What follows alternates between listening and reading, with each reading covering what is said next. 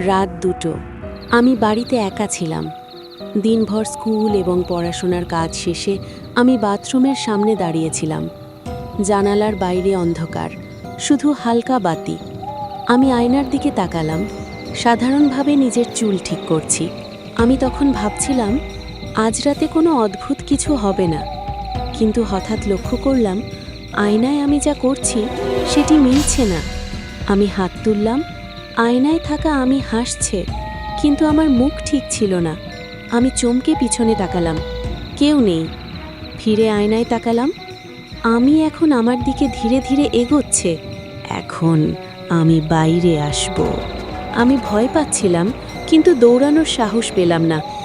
আমার নিজের প্রতিচ্ছবি আয়নায় আমার হাত ধরে আমার দিকে আসছে। চুল লম্বা, মুখ অর্ধেক ঢাকা, চোখ কালো। আমি চিৎকার করতে চাইলাম, কিন্তু কোনো শব্দ বের হলো না।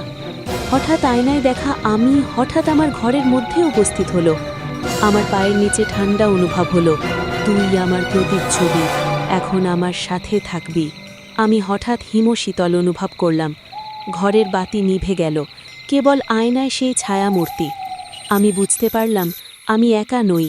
আমি পালানোর চেষ্টা করলাম, কিন্তু দরজা নিজে থেকেই বন্ধ হয়ে গেল। আমি জানালার দিকে দৌড়ালাম, কিন্তু জানালাও আটকানো। আয়না হলো আমার দুনিয়া, আর তুমি এখন আমার সাথে। আমি হঠাৎ লক্ষ্য করলাম আয়নায় আমার প্রতিচ্ছবি আর নেই। সারাটা আয়না কেবল সেই ছায়া মূর্তির আকার নিচ্ছে। আমি চিৎকার করি, কিন্তু কোনো শব্দ বের হয় না।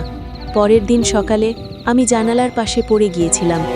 সবকিছু শান্ত, বাতি জ্বলছে, কিন্তু আয়নায় আমার মুখ অদ্ভুতভাবে বিকৃত। আমি বুঝলাম আমি আর একা নই। পরের বার কেউ আয়নায় দেখলে আমি অপেক্ষা করব।